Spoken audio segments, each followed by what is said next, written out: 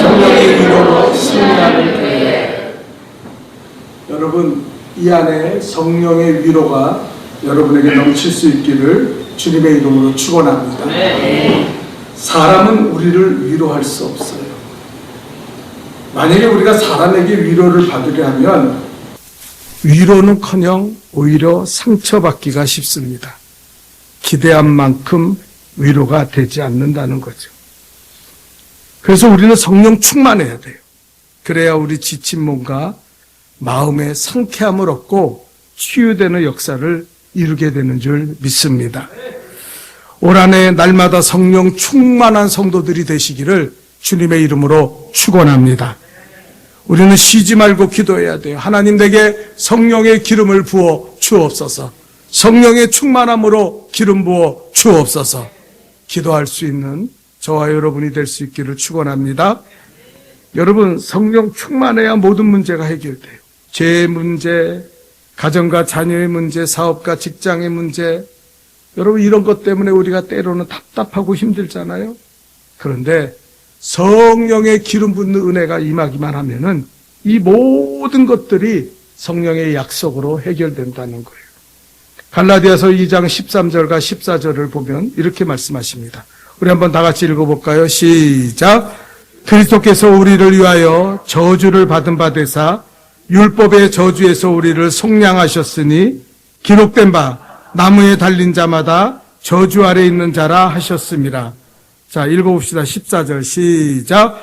이는 그리스도 예수 안에서 아브라함의 복이 이방인에게 미치게 하고 또 우리로 하여금 믿음으로 말미암아 성령의 약속을 받게 하려 함이라. 아멘.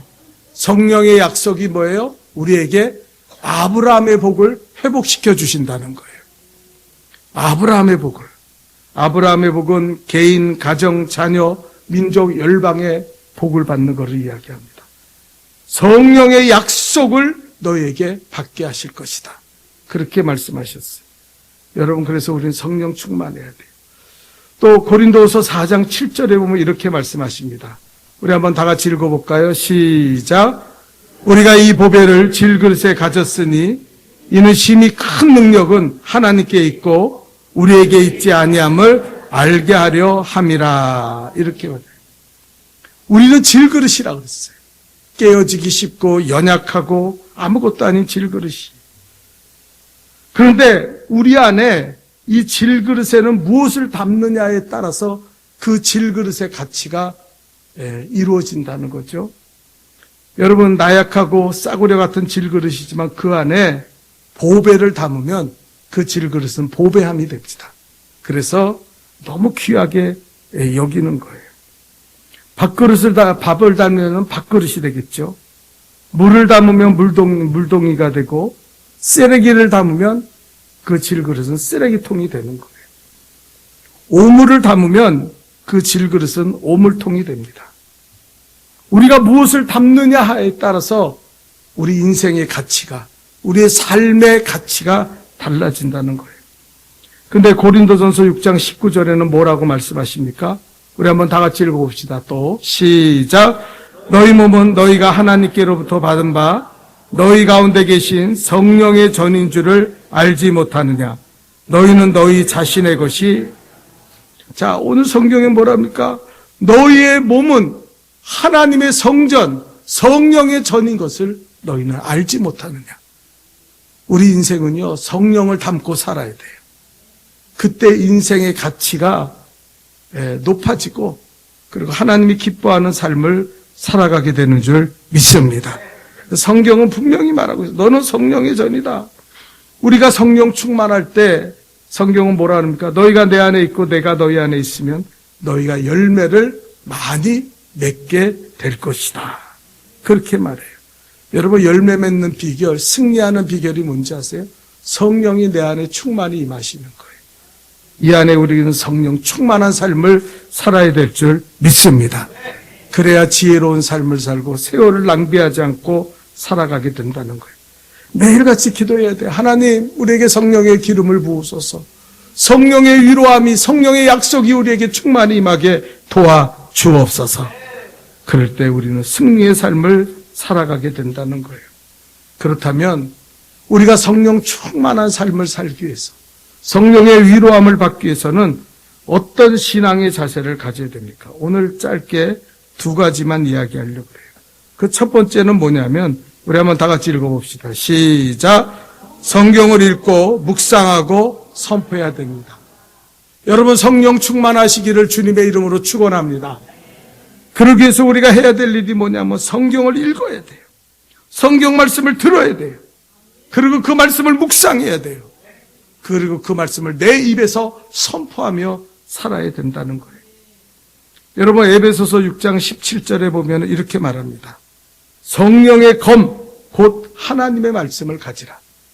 성령과 하나님의 말씀은 이코로 똑같은 것이라고 말씀하셨어요. 우리가 성령 충만하다는 건 하나님의 말씀이 충만하다는 것을 의미하는 것이고, 우리가 하나님의 말씀이 충만하다는 것은 동시에 성령이 우리에게 충만히 임하셨다는 것을 의미하는 거예요. 그리고 로마서 15장 4절에는 이렇게 말씀하십니다. 우리 한번 다 같이 읽어볼까요? 시작. 무엇에든지 전에 기록된 바는 우리의 교훈을 위하여 기록된 것이니 우리로 하여금 인내로 또는 성경의 위로로 소망을 가지게 함이니라. 성경이 뭐라 했어요? 기록된 말씀은 우리에게 성경의 위로로, 말씀의 위로로, 성령의 위로로 우리에게 소망이 되게 하기 위해서 우리에게 주신 것이다. 그래서 여러분, 성경의 위로는 성령의 위로를 의미하는 거예요. 여러분, 이 한해는 성령의 위로가 여러분에게 넘쳐나시기를 주님의 이름으로 축원합니다. 그 비결은 하나님의 말씀을 붙잡고 사는 거예요. 요 며칠간 지금도 그렇지만 허리 디스크가 고장나서 병원에 입원해서 주사도 맞고 물리치료도 받았는데 별 소용이 없어요. 주중에 새벽기도도 못 나가고 새해가 되면 더 힘써서 목회를 해야 되는데 몸이 이러니 마음이 약해지고 성도들 보기에도 면목이 없고 미안한 생각이 들어서 하나님 앞에, 하나님 왜 나를 이렇게 방치해 놓으셔요? 하나님 왜 치료하지 않습니까? 그런 불평하는 마음이 생겼어요. 그런데 하나님께서 제게 이런 간증을 듣게 하셨습니다. 어떤 성도가 목사님에게 이렇게 고백하는 거예요. 아무리 성경을 읽고 기도해도 나는 하나님의 살아계심이 느껴지지 않습니다. 아무리 말씀을 읽고 기도하려고 애를 써도 마음이 생기지 않고 은혜가 되지 않습니다. 목사님, 더 이상 기도하기도, 더 이상 성경 읽기도 솔직히 싫습니다. 그런 고민을 털어놓는 거예요. 그 이야기를 들을 때 그 목사님이 한숨을 푹 쉬십니다. 참 절망에 빠지셨군요. 정말 침체에 빠지셨군요. 여러분, 오늘날 너무나 많은 사람들이 이런 신앙의 침체에 빠진 사람들이 얼마나 많아요. 기도하기 싫어요. 예배드리기 싫어요. 하나님 앞에 말씀 읽기 싫어합니다. 에이, 하고 싶은 마음도 없고 하고자 하는 의지도 없고, 아니다, 싫어. 그냥 다 간뒀으면 좋겠어. 그렇게 사는 사람들이 얼마나 많아요. 이 성도는 솔직하게 목사님한테 자기의 신앙의 상태를 고백한 거예요.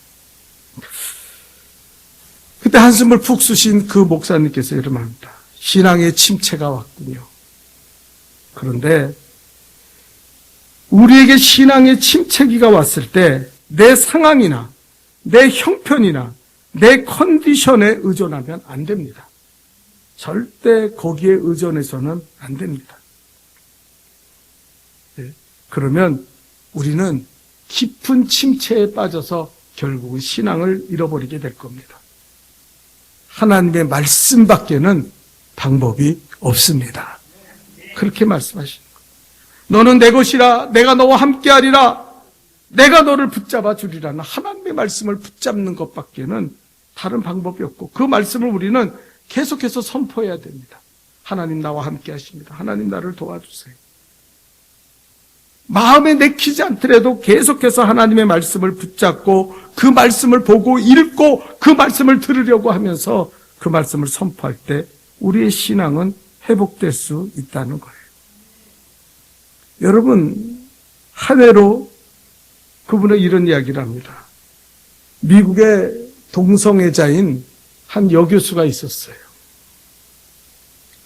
이 여교수는 동성애자인데 기독교가 하도 동성애를 비판하니까 역으로 자기가 성경을 좀 읽어서 도대체 기독교가 왜 우리 동성애자를 비난하는지 역으로 그걸 좀 비판해야겠다는 마음으로 성경을 읽기 시작했습니다.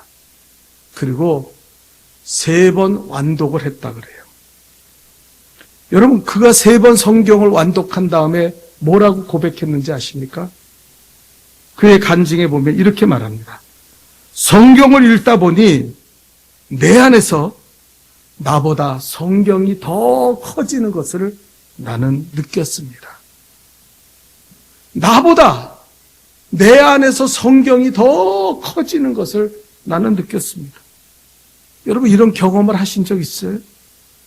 하나님의 말씀을 읽다 보니까 내가 생각했던 거, 내가 찾고 있는 그 모든 것들이 보잘것없는 것이 되고 하나님의 말씀의 그 능력, 그 하나님의 말씀의 큰 권능, 그 능력이 나타나는 것을 여러분 경험하신 적 있어요?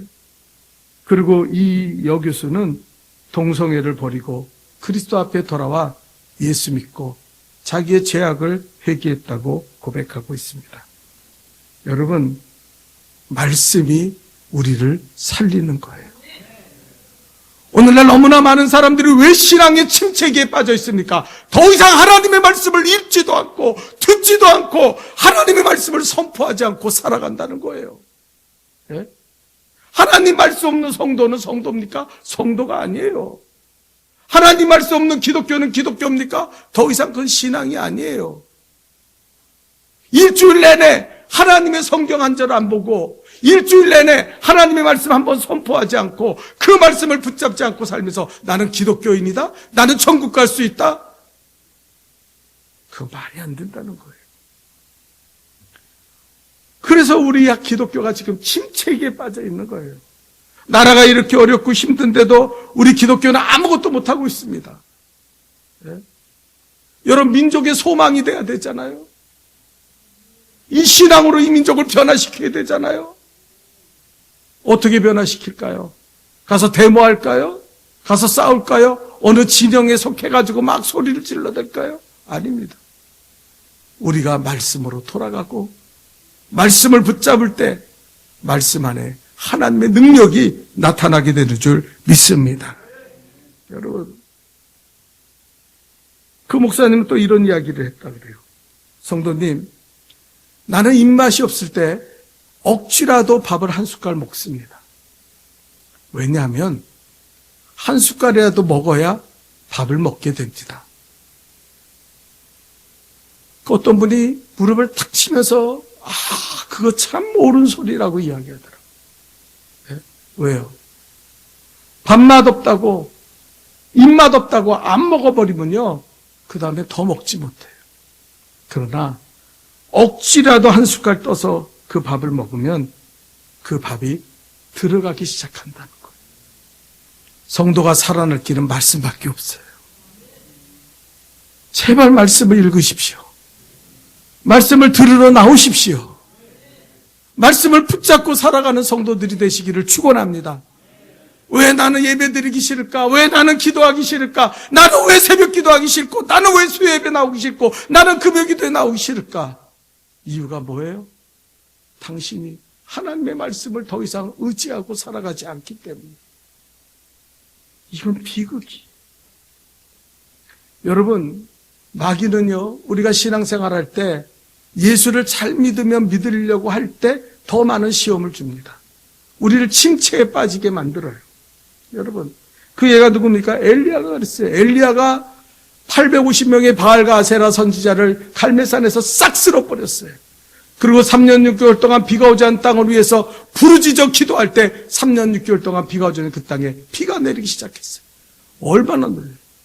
아합의 마차 앞에서 그는 뛰어가면서 왕이여 비의 소리가 들려오니 빨리 피하소서 하면서 말들을 앞서 달렸던 게 엘리야예요. 그런데 그 후에 이세벨이 어떻게 합니까?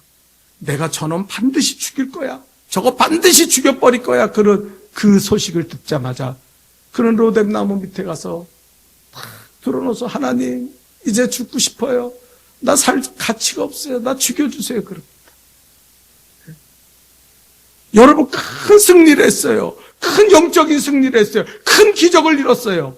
그런 다음에 그는 절망에 빠지고 체념에 빠졌어요. 침체에 빠졌어요. 그때 하나님은 천사를 보내 40일 40주야를 먹이고 그리고 위로하고 그를 돌보면서 그를 회복시키시잖아요. 여러분 영적으로 살려고 하는 사람한테 마귀는 시험을 주죠. 이미 육적인 삶을 사는 사람들한테는 마귀는 건들지도 않아요. 왜? 너 그렇게 살면 지옥 가. 그렇게 살면 그렇게 살다가 그냥 네 심령 다 죽으면 그만이야. 아예 건들지도 않아요. 여러분 누가복음 2장 25절에 보면 이런 말씀이 있습니다. 우리 한번 다 같이 읽어볼까요? 시작. 예루살렘에 시몬이라는 사람이 있으니 이 사람은 의롭고 경건하여 이스라엘의 위도를 기다리는 자라. 성령이 그 외에 계시느냐. 자, 시몬이 누굽니까? 시몬은 천사를 통해서 예수님의 탄생 소식을 들은 거예요. 근데 여기 뭐라 그럽니까? 이스라엘의 위로를 기다리는. 시몬은 보잘것없는 사람이에요. 무슨 왕도 아니고 정치가도 아니고 그리고 무슨 유대인의 지도자도 아니에요. 근데 그는 이스라엘의 위로를 기다렸다. 여러분 저는 이 말씀을 통해서 우리 모두에게 이 시몬 같은 마음이 있기를 간절히 축원합니다. 하나님 이 땅에 하나님의 위로가 필요합니다. 이 민족이 이제 어두운 민족, 대통령이 감옥에 가는 이 초유의 사태가 일어난 이 민족에 하나님 아버지여 하나님의 위로가 필요합니다. 그리고 하나님을 바라봤더니 여기 그 해답이 뭐예요? 성령이 그 위에 계시느니라. 성령이 계셨기 때문에 시몬이 위로를 받았다는 거예요. 이스라엘이 위로를 무슨 위로를 받았어요? 예수 그리스도가 너희의 죄를 구원하시기 위해 이 땅에 탄생하셨느니라. 이 소식이 전해진 거예요. 복된 소식이 전해진 거예요. 하나님의 말씀이 전해진 거예요. 성령의 위로는 어떻게 옵니까? 하나님의 말씀이 들려질 때 우리에게 임하는 줄 믿습니다. 오늘도 예배에 참석하고 있지만 하나님의 말씀을 듣지 못하고 귀가 먹고 어두운 사람들은요 위로받지 못해요. 예배 드리나 안 드리나 똑같은 모습으로 집에 돌아가는 거예요. 내가 예배 드린다고 나아진 것도 없고 왜요? 하나님의 말씀이 들려지지 않으면 성령의 위로가 임하지 않는다는 거예요. 여러분 하나님의 말씀이 들려질 수 있기를 주님의 이름으로 축원합니다. 여러분 은혜의 자리를 좀 사모하세요. 새해에는 내가 살아야 되지 않아요? 내가 성령의 위로를 받아야 되지 않습니까? 그래야 살아날 거 아닙니까? 예? 그러니까 하나님 내가 은혜의 자리, 말씀의 자리, 축복의 자리를 사모하게 도와주옵소서. 마치 말씀과 원수된 것처럼 사는 사람들이 있어요. 말씀을 어떻게 하면 안 들을까? 말씀을 어떻게 하면 떠나 살까? 얼마나 미련한 인생이고 마귀가 얼마나 그런 사람들을 기뻐하겠어요. 네? 여러분 성령의 위로는 어디에서 옵니까? 하나님의 말씀을 읽고 듣고 그 말씀을 묵상하고 선포할 때 일어나는 줄 믿습니다. 또 성령의 위로는 어떻게 옵니까? 2번입니다. 다 같이 읽어봅시다. 시작. 성령의 위로하심이 승리하게 됩니다. 여러분 이사야 43장 21절에 보니까 이렇게 말해요. 다 같이 읽어봅시다. 시작. 이 백성은 내가 나를 위하여 지었나니 나를 찬송하게 하려 함이니라. 여러분 우리가 이 땅에 창조된 목적이 뭐라 그랬어요? 하나님을 찬양하는 것이라 그랬어요. 여러분 그것이 인생의 목적이에요. 여러분 돈 벌고 세상에서 집 사고 세상에서 자가용 바꾸고 그게 여러분의 인생의 목적인지 아세요? 착각하지 마세요. 그건 다 하찮은 일이에요. 우리 인생의 목적은 하나님을 찬양하는 거예요. 예? 찬양에는 너무나 놀라운 능력이 있습니다. 여러분, 이런 간증이 있어요. 어떤 장로님이 공장을 운행하는데 공장을 잘 리모델링 하다가 불이 났어요. 그래가지고 그 공장이 싹 불에 탔어요. 저녁에 불이 났는데 새벽까지 그 불이 타면서 완전히 공장이 전소됐어요. 너무나 낙심이 되고 너무나 고통스러운데 새벽 기도 시간이 돼서 새벽 기도하러 교회에 나왔습니다. 근데 기가 막힌 게요. 그 새벽 기도 때 찬양을 인도하던 목사님이 부른 찬양이 복음성가가 뭔지 아세요? 실수가 없으신 하나님. 네, 실수가 없으신 하나님. 신실하신 하나님, 실수가 없으신 좋으신 나의 주. 이렇게 시작합니다. 이 장로님이 기가 막힌 거예요. 하나님이 실수가 없어. 내 공장이 지금 다 불타서 리모델링 하다가 좋아지긴커녕 다 없어졌는데 하나님은 실수가 없다고. 그런데 그는 이를 악물고 그 찬양을 했다는 거예요. 하나님은 실수가 없으십니다. 하나님은 신실하시고 좋으신 하나님입니다. 그 찬양을 했다는 거예요. 근데 놀라운 사건은 3년 후에 그 장로님은 고백하기를 그 공장의 2배나 큰 공장을 건립하게 되었다는 거예요. 큰 공장을 만들었다는 게 중요한 게 아니에요. 이 장로님은 찬양할 수 없을 때도 하나님을 찬양했기 때문에 하나님은 그의 신앙을 귀하게 봤다는 거예요. 여러분, 찬양의 능력이 있어요. 나는 전능하신 하나님을 믿습니다. 하나님은 실수가 없으십니다. 하나님은 좋으신 하나님입니다. 우리는 계속해서 하나님 앞에 찬양을 드려야 돼요. 아플 때도 찬양해야 되고, 힘들 때도 찬양해야 되고, 어려운 고난을 만날 때도 하나님을 찬양해야 돼요. 그 찬양이 여러분에게 성령의 위로함을 가져다 주는 줄 믿습니다. 이걸 깨달아야 돼요. 예. 고난을 당할 때 입술을 열어 하나님을 찬양하십시오. 하나님의 위대하심을 고백하십시오. 전능하심을 선포하십시오. 그리고 하나님을 믿는다고 선포하세요. 그때 하나님은 나에게 더 좋은 계획을 가지고 이 모든 일이 협력하여 선을 이루게 하시는 줄 믿습니다. 사도행전 16장 25절에 보면 여러분, 한밤중에 바울과 실라가 기도하고 하나님을 찬양함에 제수들이 들었다 그랬어요. 여러분, 바울과 실라는 귀신 들린 사람의 귀신을 내어 쫓음으로 말미암아 억울하게 감옥에 갇힌 사람들. 뭐가 기쁨이 있어서 감사와 찬양을 드립니까? 여기에 하나님을 찬송함에 성경에 제수들이 들었다 그랬어요. 제수들이 들을 때 얼마나 비웃었겠어요. 저런 미친 놈들이 있나? 아니, 지금 저렇게 끌려와가지고 감옥에서 매 맞고 저 감옥에 갇혔는데 하나님을 찬양해? 하나님이 신실하시고 하나님 좋으신 분이라고 찬양해? 그러면서 사람들은 비웃었을지 몰라요. 그런데 그들의 찬양을 통해서 옥문이 열려지고 그리고 간수의 가정이 구원받는 놀라운 역사를 이루게 된 줄 믿습니다. 찬양의 능력이에요. 예레미야 17장 14절에는 이렇게 말합니다. 우리 한번 다 같이 읽어볼까요? 시작.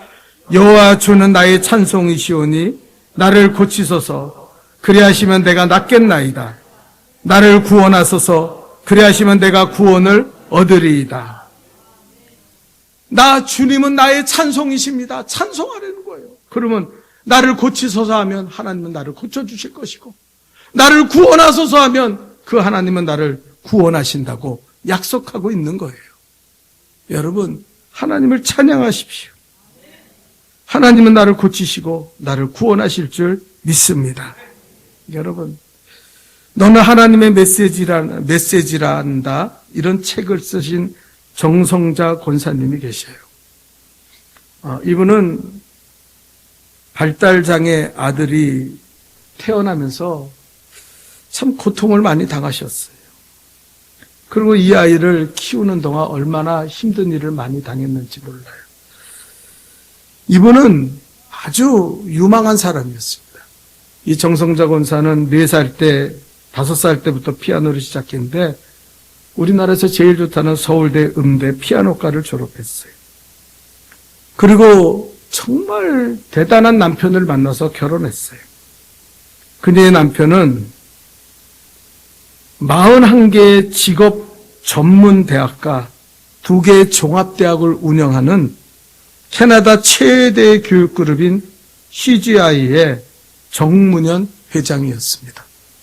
그러니까 뭐 돈도 많고 그 명예가 대단했어요. 그는 남편의 후원으로 말미암아 세계에 다니면서 시온 선교 합창단의 상임 지휘자로 그는 하나님을 찬양하며 살았어요. 늘 걱정이 있다면 그 자폐 아들, 그 간지를 앓고 장애아로 태어난 자기 아들 조셉 때문에 늘 고통스럽고 애달픈 마음이었죠. 근데 정말 놀라운 일은 2012년에 조셉은 수영장에서 32살의 나이로 갑자기 사망을 하게 됩니다.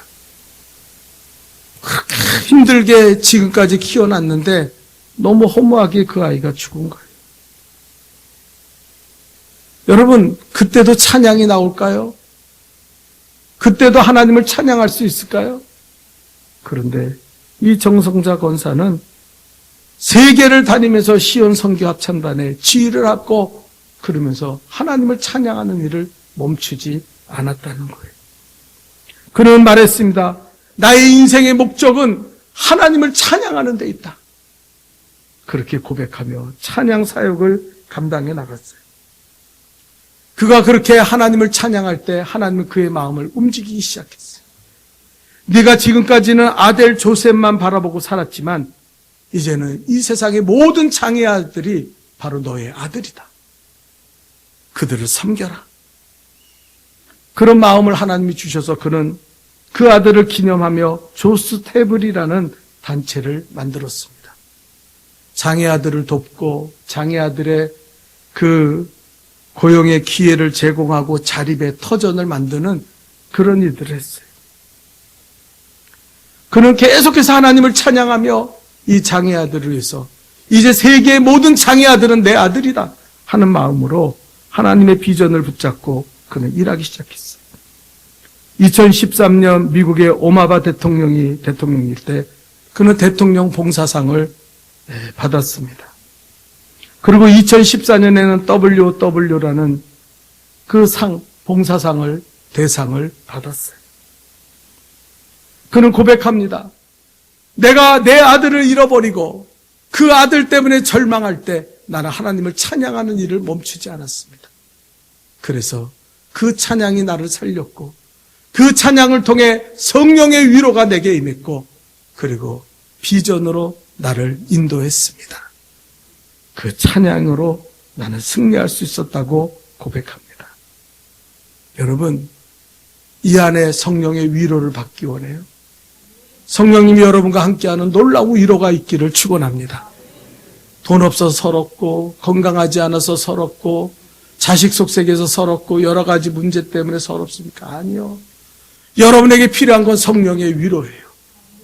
하나님의 말씀을 붙잡을 때 그리고 하나님을 찬양할 때 성령의 위로가 여러분에게 임하게 될 줄 믿습니다. 여러분, 우리 교회 표어가 뭐예요? 성령의 위로하심으로 교회가 부흥하는 거예요. 여러분, 성령의 위로함을 받은 사람은 다른 사람을 위로할 수 있어요.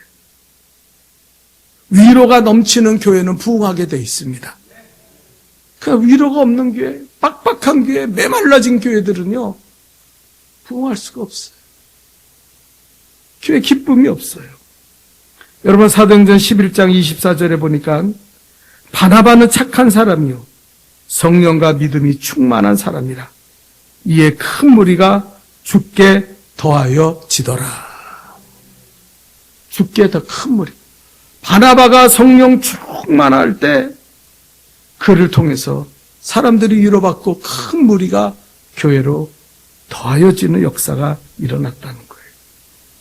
여러분, 바나바처럼 다른 사람과의 관계를 회복시켜주고 화해시키는 우리 성도들이 되시기를 축원합니다. 위로하는 자가 되시기를 축원합니다. 이런 일이 있었대요. 새해 신년인데 어떤 집사가 교회 안 나와서 목사님이 아니 그 집사 왜 교회 안 나왔어? 그랬더니 목사님 교회 안 나오고요. 새해 해맞이 한다고 등산 갔어요. 그때 그 목사님 화가 벌컥 나는 거예요. 에휴, 그냥 그 집사가 교회도 안 나오고 뭐 신년에 해맞이하러 등산을 가? 에이, 그 산도 미끄러운데 쫙 미끄러져서 그냥 다리나 뻥 부러졌으면 좋겠다고. 그걸 말하면서 자기 아차인 거예요. 아유, 내가 이런 말 하면 안 되지. 근데 그 옆에 많은 사람들이 그 이야기를 듣고 있었어요. 여러분, 그 이야기를 들은 사람은 가서 뭐라고 전해? 야, 목사가 너 욕하더라. 너 다리 떡 부러지라고 그러더라. 그랬을 거 아니에요. 근데 저녁에 되니까요, 초인종이 울리는 거예요. 그가 문을 열었더니 그 집사예요, 목사님이. 아이고, 드디어 터졌구나 생각하고 이제 문을 열었는데 과일 바구니를 들고 와서 목사님 감사해요. 목사님 감사해요. 그래서 그 과일 바구니를 내놓은 거예요. 그 왜 그러냐 그랬더니 목사님이 나 신년에 등산 갔는데 신년에 왜 빠지고 갔는데 아유 그 등산길이 미끄러운데 조심해야 될 텐데 절대로 다치면 안 되는데 걱정해 주셨잖아요. 목사님 너무너무 감사합니다. 제가 다시는요 주일날 등산 가는 일 없습니다. 그러고 이야기했다는 거예요. 누가 있었어요? 그 이야기를 들은 사람이 그 이야기를 화해의 메시지로 전한 거예요. 야, 목사가 너 걱정하더라. 목사가 너 사랑하더라. 여러분, 교회는 이런 사람이 많아져야 돼요. 좋은 얘기도 나쁘게 하고, 나쁜 얘기는 더 나쁘게 하고, 그렇게 악하게 살면 안 돼요. 위로자가 돼야 돼요. 내가 먼저 성령의 위로받고 다른 사람을 위로할 수 있는 우리 복된 교회가 될 수 있기를 축원합니다. 이 안에 성령의 위로로 부응하는 우리 교회가 되기를 축원합니다. 기도합시다. 거룩하신 하나님,